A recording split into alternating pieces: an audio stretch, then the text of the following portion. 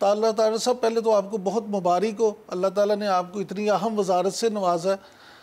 दूसरा, आपका शुक्रिया कि आपने हमें टाइम दिया। तो सीधे सवालात पे ही आते हैं, क्योंकि आपकी मसरूफियत भी बड़ी ज़्यादा है। हुकूमत बन गई, अवाम को तवक्कुआत बहुत ज़्यादा हैं, लेकिन अभी तक उस तरह से लोग समझते हैं कि वो परफॉर्मेंस अभी शुरू नहीं हुई, जो शहबाज शरीफ साहब का खासा समझा जाता है। बहुत शुक्रिया इमरान साहब, आपने ये मौका दिया और मैं समझता हूँ कि हमने मीडिया की फील्ड में बड़ा कुछ आपसे सीखा भी है, तो आपकी मेहरबानी, ज़रा नवाजी है आपकी। देखिए, बात यह है कि PDM की हुकूमत के 16 माह हमारा सबसे बड़ा चैलेंज ये था कि मुल्क को डिफ़ॉल्ट से बचाना। आपको बखूबी इल्म है कि हमारे मुखालिफ IMF को खतूत लिख रहे थे और उनकी बड़ी दरीना ख्वाहिश थी कि मुल्क डिफ़ॉल्ट कर जाए। वो मिसालें देते थे दूसरे ममालिक की कि जी वहाँ डिफ़ॉल्ट हुआ तो इस तरह हुआ। तो मैं ये समझता हूँ कि ये बहुत बड़ा कारनामा था कि डिफ़ॉल्ट से मुल्क बचा। खुदा न खास्ता एक सेकंड के लिए आप ये फ़र्ज़ करें कि अगर मुल्क डिफ़ॉल्ट कर जाता, सरमायाकारी रुक जाती, रुपए की कदर इतनी गिर जाती कि आपको शायद बोरियों में रुपए ले जाने पड़ते, मुल्क के अंदर बैरून मुल्क से एयरलाइनें आना बंद हो जाती, बैंकों के बाहर लाइनें होती लोगों के पैसे निकलवाने के लिए। ज़ाती दिलचस्पी ली वज़ीर आज़म जनाब शहबाज शरीफ साहब ने और मुल्क को डिफ़ॉल्ट से बचाया। तो उसका समर आपने देखा कि जब इंटरम गवर्नमेंट आई और केयर टेकर गवर्नमेंट आई, रुपया मुस्तहकम रहा, पेट्रोल की कीमत में कमी हुई, चीज़ें चल पड़ी आगे, एक गैर यकीनी सूरत हाल का ख़ात्मा और उसके साथ साथ एक बेहतर माशी सूरत हाल की तरफ जो है वो पेशकदमी। तो मैं ये समझता हूँ कि वो अल्लाह ताला का फ़ज़ल था। और अब भी आप देखें, आते ही सबसे पहली मीटिंग्स जो उन्होंने की हैं मईशत पे की हैं, और एम क्या है, 3 चीज़ें जिस पे कोई बाहर से मदद लेने की ज़रूरत नहीं है। नंबर 1, खसारे में जो आपके कौमी इदारे हैं, PIA, एयरपोर्ट्स हैं, उनकी निजकारी, जिससे आपको अरबों रुपए का फ़ायदा भी होगा और जो खसारा है उसका ख़ात्मा होगा। नंबर 2, जो आपका टैक्स का सिस्टम है उसकी डिजिटलाइजेशन, कि उसको जदीद जो एक दुनिया में मेयार है उसके मुताबिक उसको पूरा डिजिटलाइज़ करना।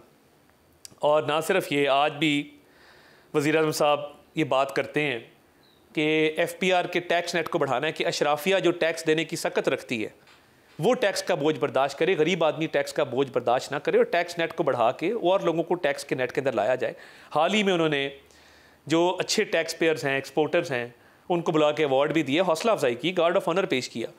तो इससे कई सौ अरब रुपये बचेगा। फिर हुकूमती अखराजात को कम करना, शहाना अखराजात हैं, ऐसे इदारे जिनकी ज़रूरत नहीं है, ऐसे दफातर जिनकी ज़रूरत नहीं है, लोग तनख्वाहें ले रहे हैं और बिला वजह के अखराजात हो रहे हैं, उनको बंद करना।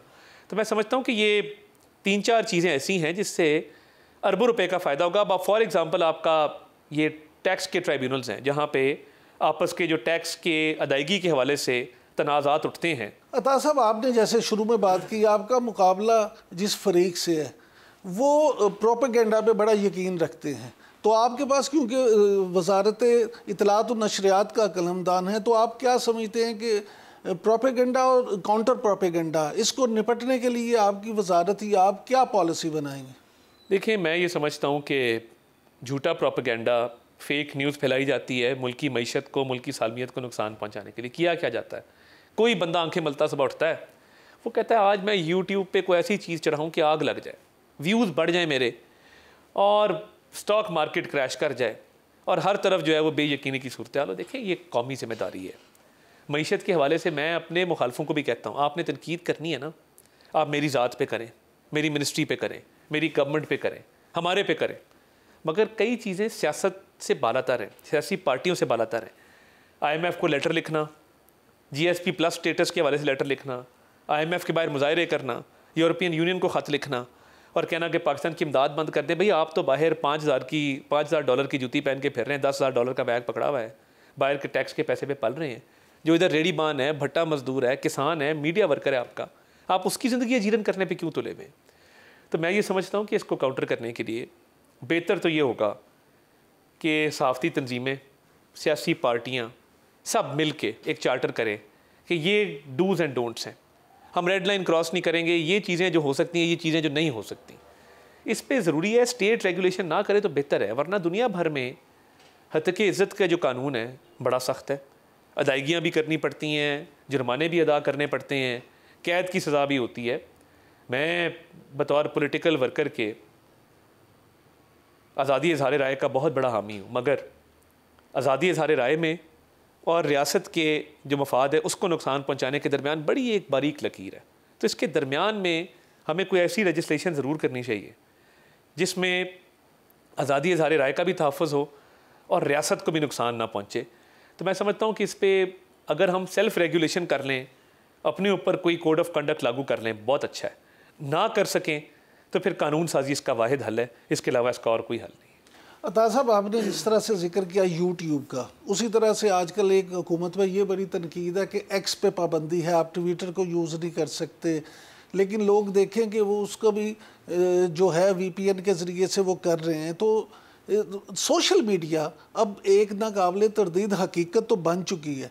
तो क्या ये बेहतर नहीं कि जो डेवलप्ड ममालिक हैं आप उनमें देखें, वहाँ पे भी तो सब कुछ है, लेकिन वहाँ डेफर्मेशन के कवानीन इस तरह कदर मजबूत हैं, कानून की बालादस्ती है कि वो गलत बात करने से पहले 100 दफ़ा सोचते हैं। तो आप भी कोई इस तरह की पॉलिसी पे को वर्किंग कर रहे हैं? देखिए, मैं ये समझता हूँ कि वो एक्स हो, वो फेसबुक हो, वो इंस्टाग्राम हो, वो टिकटॉक हो, मैं तो सारे प्लेटफॉर्म यूज़ करता हूँ और हर प्लेटफॉर्म पे मौजूद हूँ, प्रेजेंस है।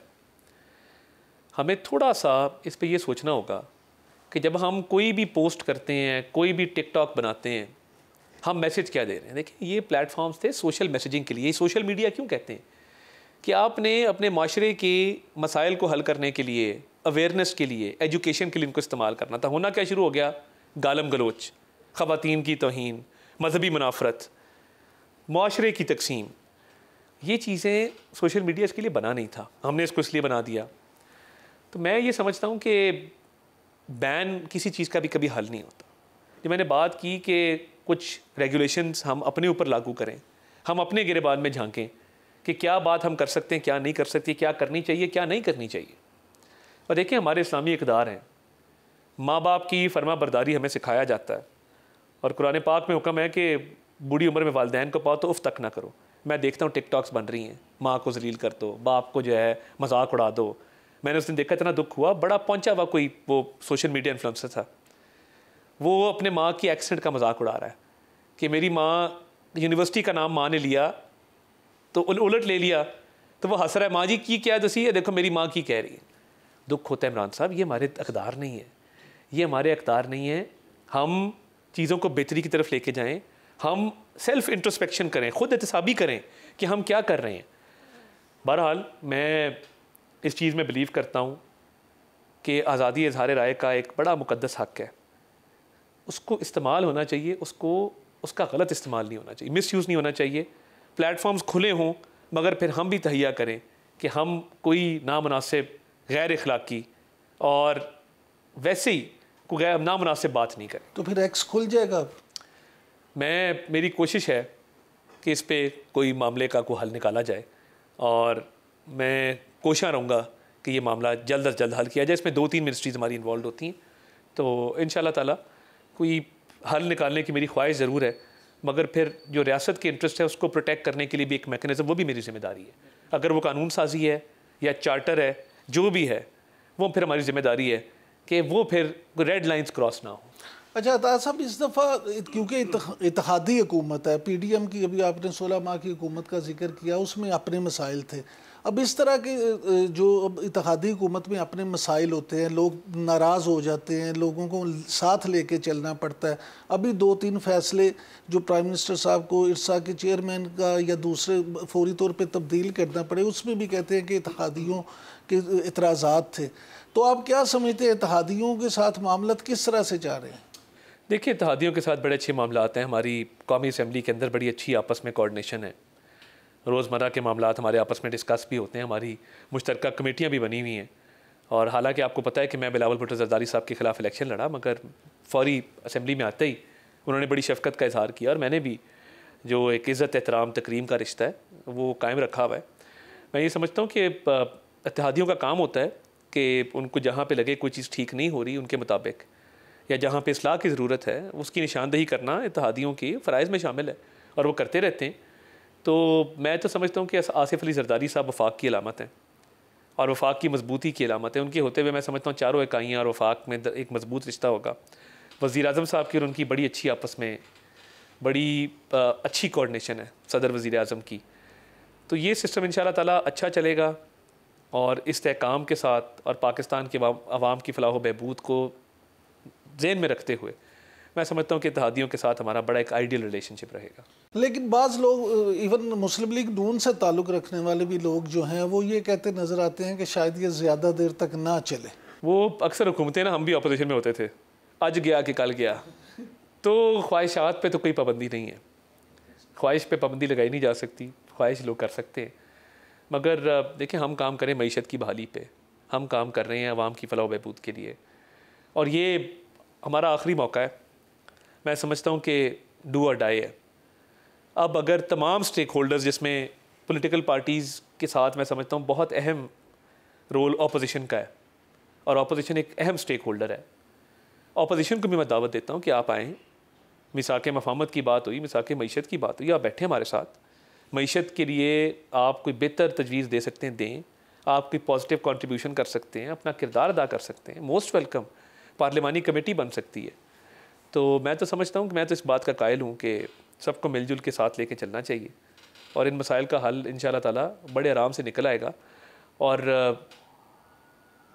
ये सिस्टम जो है इसने चलना है, इसी में पाकिस्तान की बेहतरी है और पाकिस्तान की बका इंशाअल्लाह ताला। पीटीआई ने तो ये फैसला किया है कि जी वो मुबैना धांधली के ख़िलाफ़ बाकायदा एक मुहिम शुरू करेंगे और पूरा एहतजाज करेंगे। तो ऐसी सूरत हाल में आप समझते हैं कि एक तरफ वो एहतजाज प्लान कर रहे हैं और दूसरी तरफ वो असम्बली में कोई आपके साथ बैठने की बात करें? देखिए एहतजाज प्लान करते रहें, खुशाइन बात यह है कि उन्होंने स्पीकर डिप्टी स्पीकर के इंतखाब में हाउस में रहते हुए हिस्सा लिया, हाउस का हलफ उठाया, वज़ीर आज़म के इंतखाब में हिस्सा लिया, सदर के इंतखाब में हिस्सा लिया, सेनेट के इंतखाबात में हिस्सा लेने जा रहे हैं।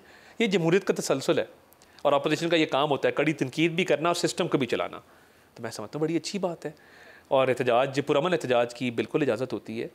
मगर अगर जिस तरह 9 मई को इन्होंने किया, शहदा की यादगारों को मसमार किया, कौमी सलामती के इदारे पर अटैक किया, जिना हाउस को आग लगा दी, वो उस बात की इजाज़त नहीं हो सकती। उसका फिर तरीक़ेकार है इजाज़त लेने का। आप इंतज़ामिया से बातचीत करते हैं, बाकायदा दरख्वास्त देते हैं, मामलात को आगे चलाते हैं। तो मैं ये समझता हूँ कि ये बड़ा ज़रूरी है कि एहतजाज पुरअमन हो, आइनी और जमहूरी हक़ का ज़रूर करें। मगर मैं समझता हूँ कि वो अभी सिस्टम को डीरेल नहीं करेंगे और अच्छे तरीके से उसको लेके चल रहे हैं। लेकिन अभी उनका कहना ये है कि हमें पुरअमन एहतजाज के लिए भी इजाज़त नहीं दी जा रही। हम इंतज़ामिया के पास जाते हैं लेकिन इंतज़ामिया हमारी नहीं सुनती।